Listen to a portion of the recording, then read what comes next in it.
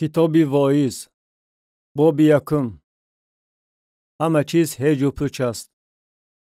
سخنان واعظ ابن داوود که در یروشلیم پادشاه بود. هیج و پوچ است گفت واعظ. هیج و پوچ است.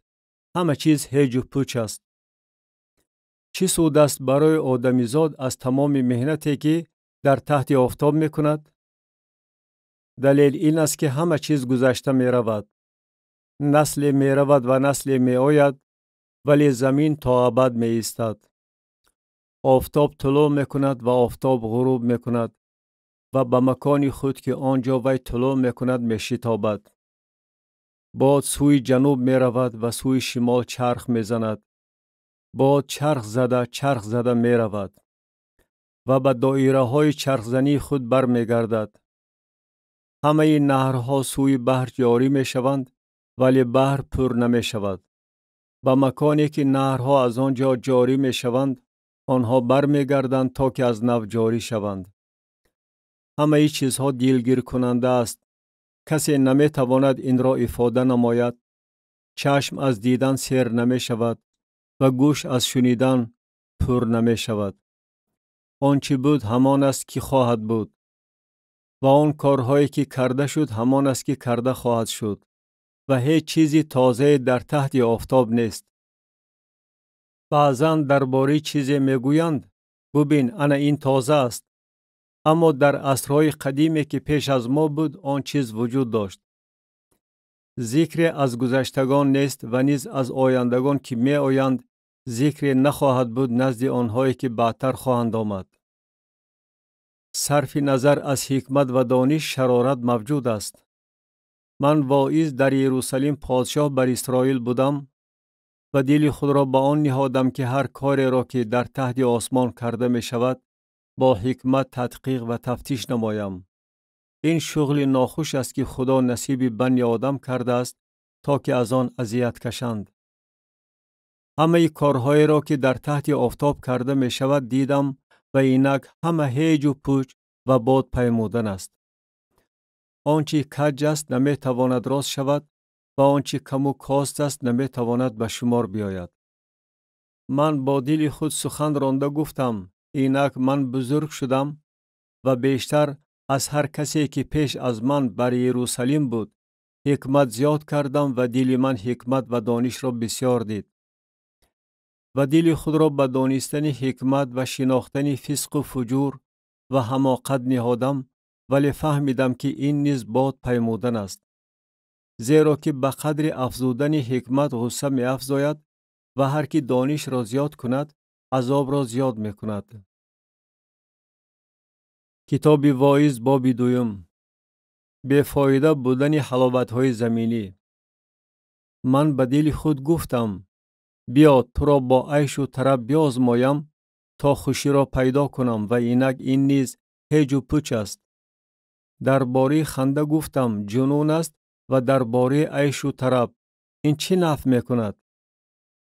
در دل خود عهد کردم که جسم خود را با شراب لذت دهم و در صورتی که دلم با حکمت رفتار می کند حماقت را نیز نگاه دارم تا ببینم که کدامش برای بنی آدم خوب است که آن را در تحت آسمان در ایام کمی حیات خود به عمل آورند. ثروت و مهنت قناعتمندی بر دوام نمی بخشند.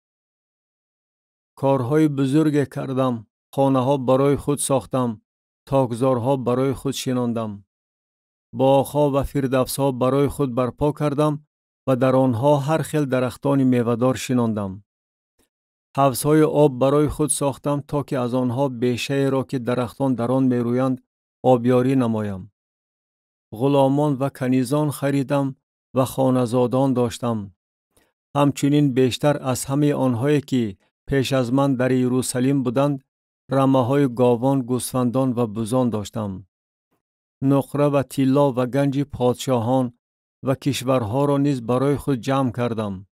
مطربان و مطربگان و حلاوت‌های بنی آدم و بسیار کنیزان همخوابه برای خود پیدا کردم و بزرگ شدم و بیشتر از هر کسی که پیش از من در یروشلیم بود ثروت زیاد کردم. حکمتم نیز مددگار من بود و هر چیزی که چشمانم هوس کرد از آنها دریغ نداشتم. دل خود را از هیچ عیش و طرب بازداری نکردم، چون که دلم از هر مهنت من شاد می شد و نصیبه من از هر مهنتم همین بود. ولی من به همه کارهای خود که دستهایم کرده بود و به مهنتی که در کردنش مشقت کشیده بودم نظر انداختم و اینک همه هیج و پوچ و باد پیمودن است و در تحت آفتاب سود ندارد. حکمت از ابلهی بهتر است، لیکن هم این و هم آن در گذر است.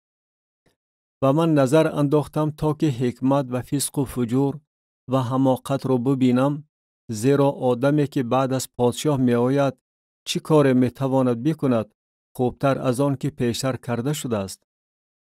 و من دیدم که برتری حکمت بر حماقت مانند برتری روشنایی بر تاریکی است. چشمان خیرتمند در سر او باز است، ولی ابله در تاریکی راه می رود. و من آن را نیز دانستم که عین یک واقعه به همه آنها روی خواهد داد. و من در دل خود گفتم واقعه‌ای که به ابله روی می دهد به من نیز روی خواهد داد، پس چرا من بیشتر خیرتمند شدم؟ و در دل خود گفتم که این نیز هیج و پوچ است، زیرا که ذکر از خیرتمند برابر ابله به صورت ابدی نخواهد ماند. در ایام آینده دور همه فراموش خواهد شد و هیهات خیرتمند برابر ابله خواهد مرد.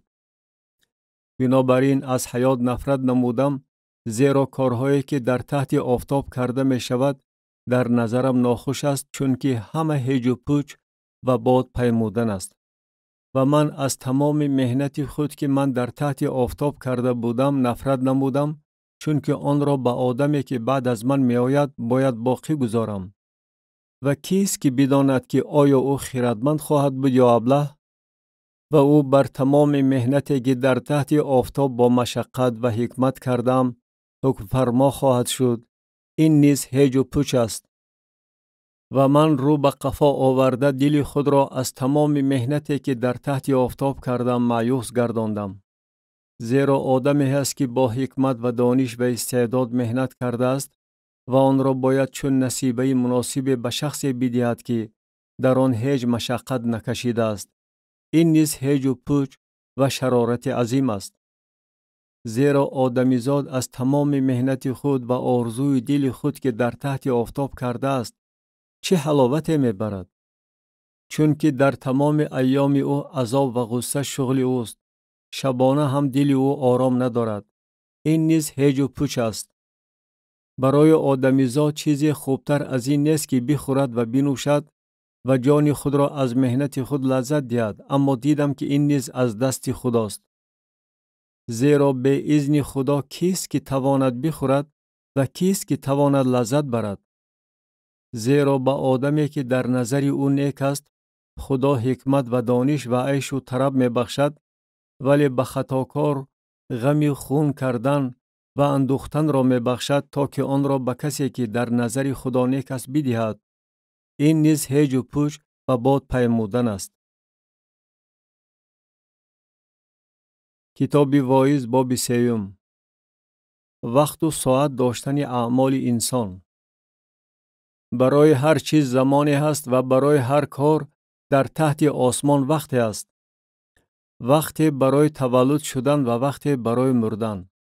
وقت برای درخت شناندن و وقت برای ریشه‌کن کردن آنچه شنانده شده است. وقت برای کشتن و وقت برای شفا دادن. وقت برای خراب کردن و وقت برای بینا کردن. وقت برای گریستن و وقت برای خندیدن. وقت برای ماتم گرفتن و وقت برای رقصیدن. وقت برای پرتافتن سنگ‌ها و وقت برای جمع کردن سنگ‌ها. وقت برای آغوش کشی و وقت برای دوری از آغوش. وقت برای پیدا کردن و وقت برای گم کردن. وقت برای نگاه داشتن و وقت برای پرتافتن. وقت برای دراندن و وقت برای دوختن. وقت برای خاموش ماندن و وقت برای سخن راندن. وقت برای دوست داشتن و وقت برای نفرت کردن. وقت برای جنگ و وقت برای صلح. پس چه سود است برای کارکن از مهنتی که میکند؟ باری را که خدا نصیب بنی آدم کرده است تا که آن را بردارند دیدم.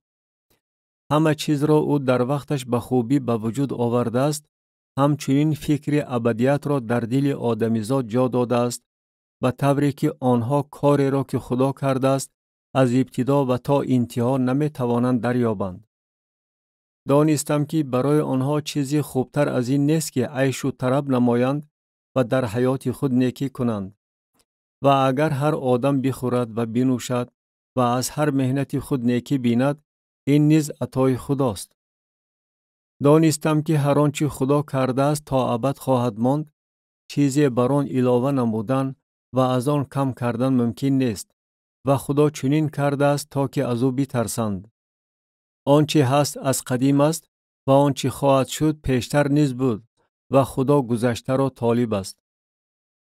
و باز در تحت آفتاب مکانی داوری را دیدم که آنجا شرارت است و مکان عدالت را که آنجا ناانصافی است. من در دل خود گفتم عادل و شریر را خدا داوری خواهد کرد، زیرا که برای هر چیز و برای هر کار در آنجا وقتی است. من در دل خود در حق بنی آدم گفتم که خدا به آنها امتحان داد تا ببینند که آنها به خودی خود مثل چارپایانند. زیرا که واقعه بنی آدم مثل واقعه چارپایان است، برای آنها عین یک واقعه است. چنان که اینها میمیرند آنها نیز میمیرند و برای همه عین یک روح است و آدمیزاد از چارپایان برتری ندارد. در اصل همه هیج و پوچ است. همه به یک جا می رود. همه از خاک است و همه به خاک بر می گردد. کیست که بداند که آیا روح بنی آدم به بالا صعود می کند و روح چارپایان به پایان به سوی زمین نازل می شود؟ و دیدم که چیز خوبتر از این نیست که آدمیزاد با اعمال خود عیش و طرب نماید، چون که این نصیبه اوست. زیرا کیست که او را گردانده آورد برای دیدن آنچه بعد از سر او واقع خواهد شد؟ کتاب واعظ باب 4. حیات بی امان و ناانصاف است. و من باز نظر انداخته همه ستم‌های را که در تحت آفتاب کرده می شود دیدم و اینک اشک‌های ستم کشان، ولی برای آنها تسلی دهنده نیست و قوت در دست ستم کنندگان آنهاست، ولی برای آنها تسلی دهنده نیست. و من مرده های را که پیش از این مردند نظر به زنده هایی که هنوز زنده هستند خوشبخت می شمارم. و از هر دوی آنها خوشبختر است کسی که هنوز به دنیا نآمده است، کسی که کارهای بدی را که در تحت آفتاب کرده می شود ندیده است. و من دیدم که هر مهنت و هر موفقیت کار نتیجه از یکدیگر حسد بردن است. این نیز هیج و پوچ و باد پیمودن است. ابله دستهای خود را در بغل زده می نشیند و گوشت خود را می خورد. یک مشت پر از راحت به از 2 مشت پر از زحمت و باد پیمایی. و من باز نظر انداخته هیج و پوچ را در تحت آفتاب دیدم. آدمی تنهایی هست که کسی ندارد، او را پسر و برادر نیز نیست و تمام مهنتش انتها ندارد. چشمش نیز از ثروت سیر نمی شود. پس برای کی من مهنت کرده جان خود را از ناز و نعمت محروم می نمایم؟ این نیز هیج و پوچ و شغل ناخوش است. 2 نفر از 1 نفر بهترند، چون که برای آنها از مهنتشان مزد خوب پیداست. زیرا که اگر یکی افتد، دیگری از آنها رفیق خود را برمیخیزاند. ولیکن وای به حال آن آدمی تنها وقتی که او افتد و کسی نباشد که او را برخیزاند. همچنین اگر 2 نفر بخوابند گرم میشوند، ولی 1 نفر چگونه گرم میشود؟ و اگر به یکی از آنها کسی هجوم کند، هر دویشان به وی مقابلت میکنند و رشته سیقبته به زودی کنده نمی شود. جوان بینوا و خردمند به از پادشاه پیر و ابلهی که احتیاط را دیگر نمی داند. زیرا که او از حبسخانه برای پادشاهی کردن بیرون آمده است و حال آنکه وی در پادشاهی خود نیز مسکین تولد یافته است. همه زنده ها را دیدم که در تحت آفتاب با جوانی جانشین که بر تخت وی خواهد نشست راه می رفتند. تمام آن قوم، همه آنهایی که او در پیششان بود انتها نداشتند، اما بعدتر از او شاد نخواهند شد. در اصل این نیز هیج و پوچ و باد پیمودن است. وقتی که به خانه خدا می روی، از پای خود با خبر باش و به شنیدن بیشتر رغبت نما نظر به قربانی هایی که ابلهان می آورند، زیرا که آنها فرق بین بدی و نیکی را نمی دانند. کتاب واعظ باب 5. بی‌فایده بودن ثروت. آگاهی از سخنان بی ملاحظه. با دهان خود شتاب نکن و بگذار دل تو به گفتن سخن به حضور خدا طلبه نشود، زیرا که خدا در آسمان است ولی تو بر زمین هستی، بنابراین بگذار سخنان تو کم باشد. زیرا که خواب دیدن از شغل بسیار پیدا می شود و آواز ابله از سخن بسیار. وقتی که به خدا نظر میکنی، در ادای آن تأخیر نکن، زیرا که او به ابلهان توجه نمی کند. آنچه نظر کرده ای ادا نما. نظر نکردنت به از آن که نظر کنی و ادا ننمایی. نمان که دهانت جسم تو را گناهکار گرداند و در حضور فرشته نگوی که این سهو است. چرا خدا برای سخن تو به خشم آمده عملی دستهای تو را ویران کند؟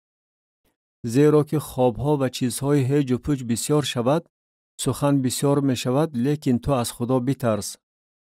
اگر ستم را در حق مسکینان و کجروی انصاف و عدالت را در کشور ببینی، از این حادثه تعجب نکن، زیرا که بر بالانشین کسی نظارت می کند که از وی بالاتر است و بر آنها ناظران باز هم بالاتر هستند.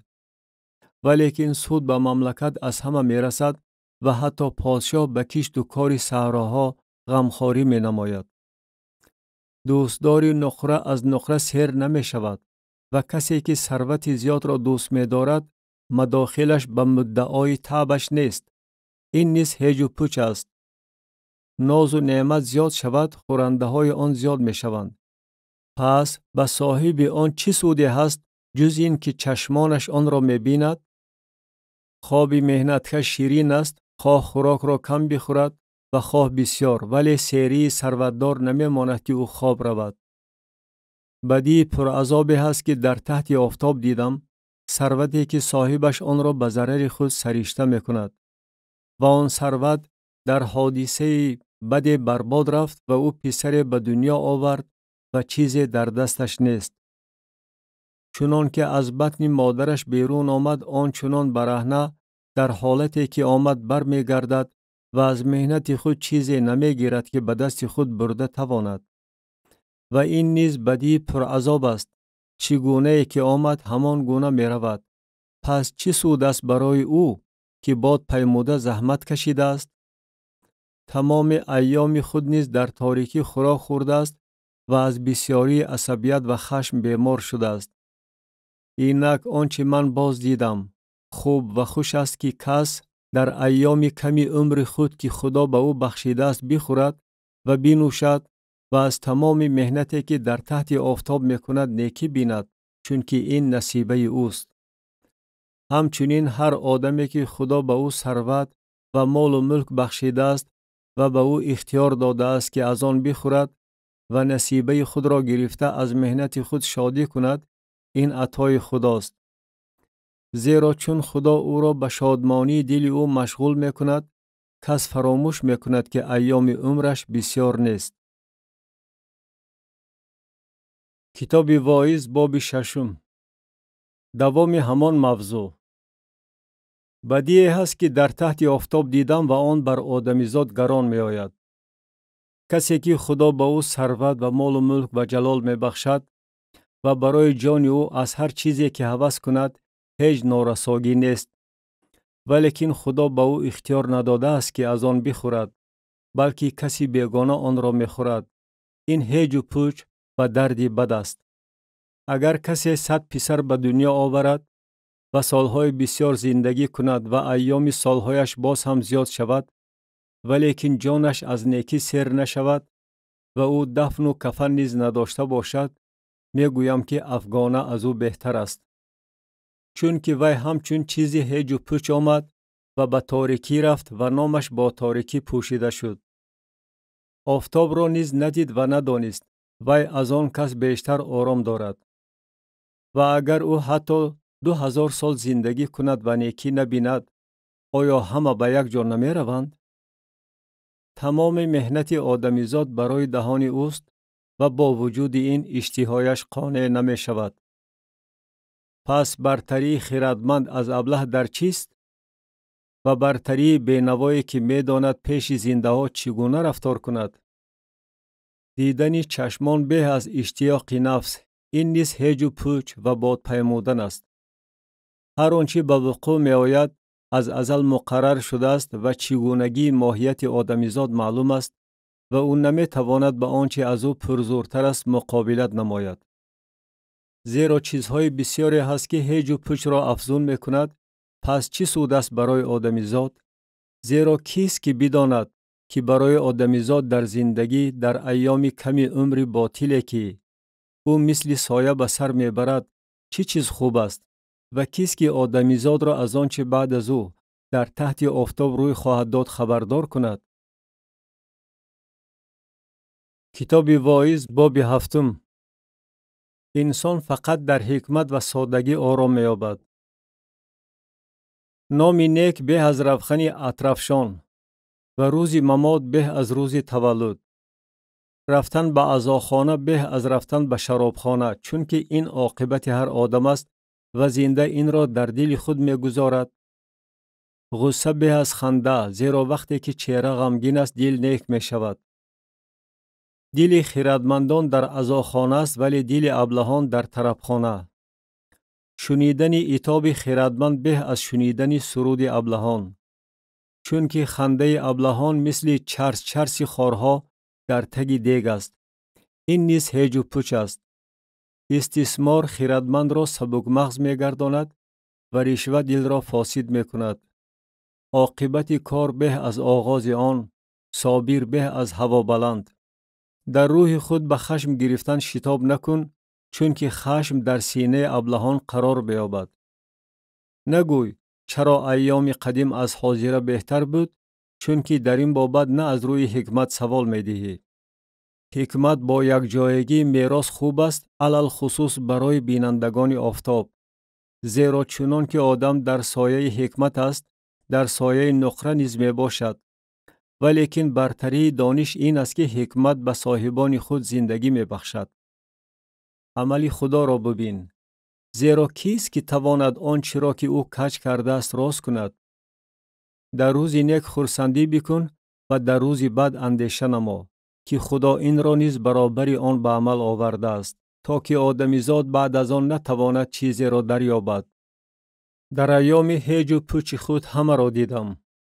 عادلی هست که در عدالت خود نابود می شود و شریری هست که در شرارت خود عمری دراز می بیند.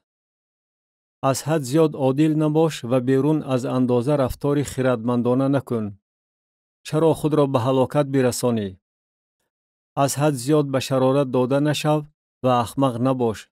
چرا به محل بمیری؟ خوب می شود که این را پیروی نمایی و از آن نیز دست خود را نکشی، زیرا هر که از خدا ترسد از همه اینها حذر می کند. حکمت خردمند را بیشتر از 10 حاکمی که در شهر باشند پرزورتر می گرداند. در اصل آدم عادل در روی زمین نیست که نیکی کند و خطای صادر ننماید. همچنین به همه سخنانی که گفته می شود دقت نده تا که غلام خود را نشنوی وقتی که وی در حق تو لعنت می گوید. زیرا دل تو دفعی بسیار دانسته است که تو نیز در حق دیگران لعنت گفته ای. همه این را با حکمت آزمودم، گفتم حکمت خواهم ورزید، ولیکن آن از من دور است. آنچه هست دور است و به غایت عمیق است، پس کیست که آن را دریابد؟ و من با دل خود به آن رو آوردم که حکمت و خلاصه را درک نمایم و تفتیش و تحقیق کنم تا بدانم که تا چه اندازه شرارت ابلهی است و حماقت فسق و فجور است. و من دریافتم که زن از ممات تلختر است که وی دام هاست و دلش توزاق هاست و دستهایش زولانه هاست. کسی که در نظر خدا نیک است از وی رها خواهد شد، ولیکن خطاکار به دام وی خواهد افتاد. ببین گفت واعظ، این را دریافتم وقتی که یکایک شمردم تا که نتیجه دریابم. در صورتی که جان من باز جستجو کرد و من نیافتم. یک مرد را از بین 1000 نفر یافتم، ولی زن از بین همه آنها نیافتم. اما ببین فقط همین را یافتم که خدا آدمیزاد را راستکار آفرید، ولیکن آنها از دنبال کجکاری های بسیار رفتند. کتاب واعظ باب 8. خوشا ترسگاران خدا و آنهایی که به حکومتداران اطاعت میکنند. کیست که تواند مثل خردمند باشد و کیست که تعبیر هر چیز را بداند؟ حکمت آدمیزاد چهره او را روشن میکند و شدت چهره او تغییر می‌یابد. من گفتم امر پادشاه را رعایت نما به خاطر سوگندی که به اسم خدا یاد کرده می شود.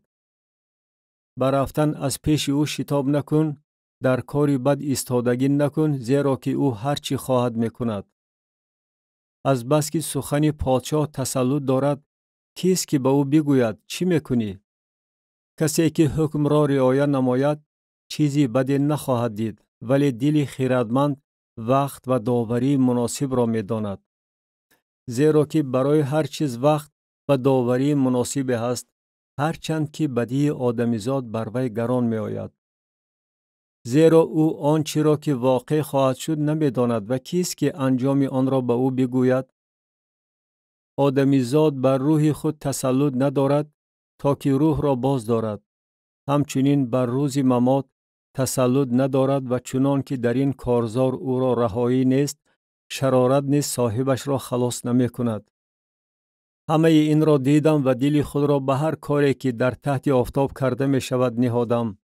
بسیار وقتها آدم بر آدم به ضرر وی حکمرانی می کند. و همچنین شریران را دیدم که گورانیده شدند و به آرامگاه خود رسیدند. ولی آنهایی که راستکار بودند و در مکان مقدس آمد و رفت داشتند، در شهر فراموش گردیدند. این نیز هیج و پوچ است. از بس که فتوا عاید به عمل بد به زودی اجرا نمی شود، بنابراین دل بنی آدم برای بدکاری آنها پر از جرأت می گردد. اگرچه خطاکار 100 بار بدی می کند و عمری دراز می بیند، در اصل من می دانم که در عاقبت نیکویی فقط برای ترسگاران خدا خواهد بود که آنها براستی از او می ترسند. ولیکن برای شریر نیکویی نخواهد بود و او مثل سایه عمری دراز نخواهد دید، چون که از خدا نمی ترسد. چیزهای هیج و پوچی هست که بر روی زمین به عمل می آید. عادلانی هستند که پاداش سزاوار عمل شریران نصیبشان می شود و شریرانی هستند که پاداش سزاوار عمل عادلان نصیبشان می شود. گفتم که این نیز هیج و پوچ است. پس من عیش و طرب را ستایش کردم که برای آدمیزاد در تحت آفتاب چیزی خوبتر از خوردن و نوشیدن و عیش و طرب نمودن نیست و این او را در ایام زندگی پرمهنتش که خدا به او در تحت آفتاب بخشیده است همراهی میکند.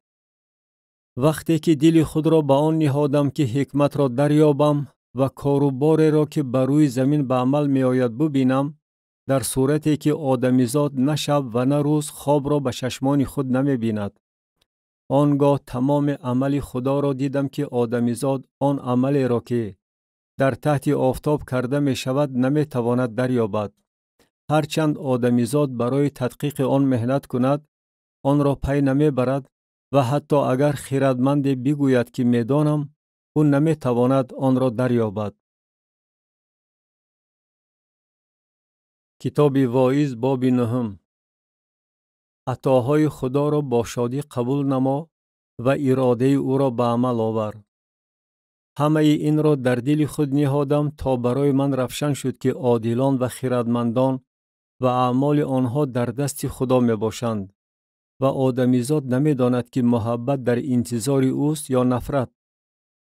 هر چیز برای همه برابر است. عین یک واقعه برای عادل و شریر است. برای نیک و پاک و پلید است. برای کسی است که ضعف میکند و برای کسی است که ضعف نمیکند. خواه نیک باشد خواه خطاکار. خواه قسم یاد کند خواه از قسم ترسد. در هر کاری که در تحت آفتاب کرده می شود، از همه بدتر این است که عین یک واقعه برای همه است. بنابراین دل بنی آدم از بدی پر است و در زندگی آنها فسق و فجور در دل آنهاست و پس از آن سوی مرده ها می روند. کسی که در میان زنده هاست برای وی هنوز امید هست، زیرا که سگ زنده از شیر مرده بهتر است. زنده ها می دانند که باید بمیرند، ولی مرده ها چیزی نمی دانند و برای آنها دیگر پاداش نیست، حتی ذکرشان فراموش شده است. هم محبتشان، هم نفرتشان و هم رشکشان برباد رفته است و دیگر تا ابد برای آنها از هر کاری که در تحت آفتاب کرده می شود نصیبه نخواهد بود. پس بیرو نان خود را با خرسندی بخور و شراب خود را با دلخوشی بنوش، مادامی که خدا به اعمال تو توجه می کند. بگذار لباس های تو همه وقت سفید باشد و روغن بر سر تو کم نشود. در تمام ایام حیات هیج و پوچ خود که او به تو در تحت آفتاب بخشیده است، یعنی در تمام ایام هیج و پوچ خود با زوجه‌ای که دوست می‌داری از زندگی لذت بگیر، زیرا که در حیات و در مهنتی که در تحت آفتاب می‌کنی نصیبه تو همین است. هر کاری که کردنش از دست تو آید، علا قدر قوت خود بکن، زیرا در گور که به آنجا می‌روی نه عمل هست، نه تفکر، نه دانش و نه حکمت. باز نظر انداخته در تحت آفتاب دیدم که دوادوی نه از برای سبکروان است و کارزار نه از برای بهادوران است و نان نه از برای خردمندان است و ثروت نه از برای عاقلان است و مهر نه از برای دانشمندان است، چون که وقتی نامساعد و ناکامی به همه آنها روی خواهد داد. علاوه بر این آدمیزاد نیز وقت خود را نمی داند، چنان که ماهیان به طور هلاکت آور بند می شوند و پرندگان به دام می افتند، آنچنان بنی آدم به وقت پرکلفت که ناگهان به سرشان می آید گرفتار می شوند. چون این حکمت را نیز در تحت آفتاب دیدم و آن در نظر من بزرگ است. شهر خرد بود و مردمش کم بودند و پادشاه بزرگ نزد آن آمد و آن را احاطه نمود و مناره های بزرگ برای محاصره آن برپا کرد. ولیکن در آن یک مرد بینوای خردمند یافت شد و او با حکمت خود این شهر را رها کرد، اما هیچ کس آن مرد بینوا را به یاد نآورد. و من گفتم حکمت به از زورآوری، ولی حکمت مرد بینوا خوار است و سخنانش را نمیشنوند. سخنان خردمندان را که آرامانه گفته می شود، نظر به فریاد حاکم در میان ابلهان بیشتر میشنوند. حکمت به از اسباب حرب و ضرب، ولی یک خطاکار نیکی بسیار را نابود می کند. کتاب واعظ باب 10. حکمت و بی اندیشگی در کسان بزرگ و کسان ناچیز. مگس‌های مرده روغن عطار را بدبوی و فاسد می کنند. اندک حماقت از حکمت و جلال گرانتر است. دل خردمند او را به طرف راست مایل می کند، ولی دل ابله به طرف چپ. و همچنین وقتی که احمق راه سپار می شود، عقلش کمی می کند و او به هر کس نشان می دهد که او احمق است. اگر غضب حاکم بر تو علنگه زند، مکان خود را ترک نکن، زیرا که نرمی خطاهای بزرگ را آرام می کند. بدیعی هست که در تحت آفتاب دیدم از قبیل سهوی که از جانب حاکم صادر می شود. حماقت به مرتبه های بلند می رسد، ولی ثروتداران در پایان می نشینند. غلامان را بر اسپان دیدم و میران را که مثل غلامان بر زمین پیاده می گشتند. کسی که چاه می کند در آن می افتد و کسی که تواره را رخنه می کند مار او را می گزد. کسی که سنگ ها را می کشاند از آنها زخمدار می شود. کسی که هیزم می کفاند از آنها به سر خود خطر می آورد. اگر آهن کند شود و دم آن را تیز نکنند بیشتر زور زدن لازم می آید. ولی حکمت برای موفقیت سودمند است. اگر مار پیش از افسون گزیده باشد، افسونگر سود ندارد. سخنان دهان خیرتمند خوش است ولی لبهای ابله خود او را فرو می برد. ابتدای سخنان دهانش حماقت است و انتهای دهانش جنون سخت. و احمق بسیار سخن می گوید. آدمیزاد آنچه را که روی خواهد داد نمی داند و کیست که او را از آنچه بعد از او روی خواهد داد خبردار کند. مهنت ابله او را خسته می کند و او نمی داند که با کدام راه به شهر می روند. وای بر حال تو ای زمین وقتی که پادشاه تو جوان است و میران تو تمام شب خوراک می خورند. خوشبخت هستی ای زمین وقتی که پادشاه تو از اولاد نجیبان است و میران تو در سر وقت خوراک می خورند. چنان که مردان عالی مقام را مناسب است و نه از روی عادت بدمستان. از باعث کاهلی سقف فرو می رود و هنگامی که دستها را در بغل زده نشینند بامی خانه چک چک می چکد. برای کیف و صفا بزم می کنند و شراب حیاتشان را شاد می گرداند و نقره هر چیز را برایشان مهیا می نماید. حتی در خیال خود به پادشاه لعنت نگوی و در خانه خواب خود به ثروتدار لعنت نخوان، چون که مرغ هوا آوازت را خواهد برد و بالدار سخنانت را خبر خواهد داد. کتاب واعظ باب 11. تخم خود را بر محل بکار و غصه را از دل دور کن. نان خود را به آب پرتاب چون که پس از روزهای بسیار آن را خواهی یافت. نصیبه به 7 نفر و نیز به 8 نفر بده، زیرا نمیدانی که بر زمین چه مصیبت روی خواهد داد. اگر ابرها از باران پر شود آن را بر زمین می باراند و اگر درخت به طرف جنوب و یا به طرف شمال افتد در همان جا که درخت افتاده باشد خواهد ماند. کسی که به باد نگاه می کند کشت نخواهد کرد و کسی که به ابرها نظر می دوزد درو نخواهد کرد. چنان که تو نمیدانی که راه باد چگونه است یا جنین در بطن زنی حامله چگونه به وجود می آید، آنچنان عمل خدا را که آفریننده همه است نمی توانی بدانی.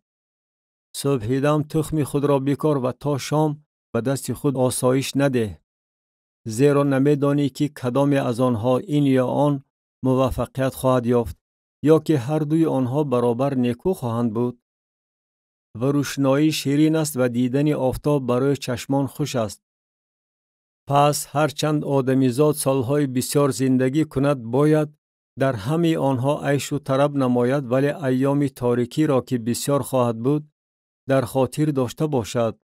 هر آنچه خواهد آمد هیچ و پوچ است. ای جوان، در نورسی خود عیش و طرب نما تا که دلت تو را در ایام جوانی تو شاد گرداند و با راههای دل خود و با نگاه چشمان خود روانه شو.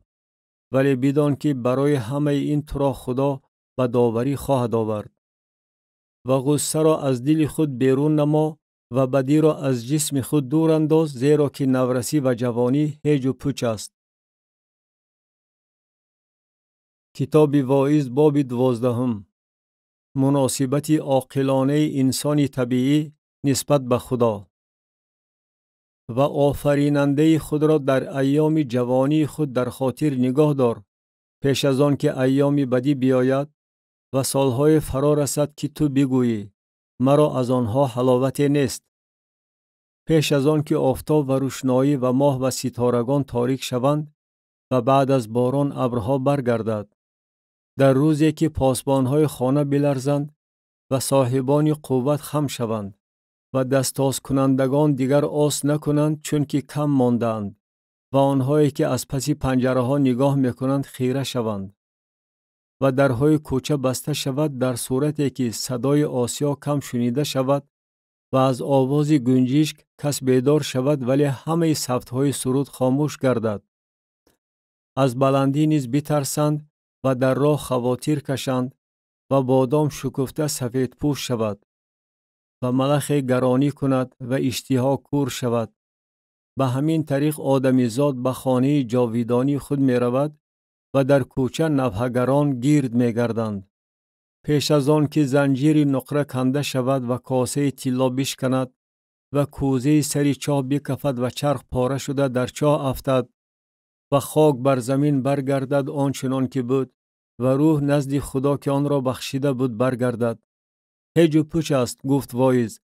همه چیز هیچ و پوچ است. به ضمن آن که واعظ خیرتمند بود، باز دانش را به قوم آموخت و تدقیق و تفتیش نموده مسائل زیادی ترتیب داد.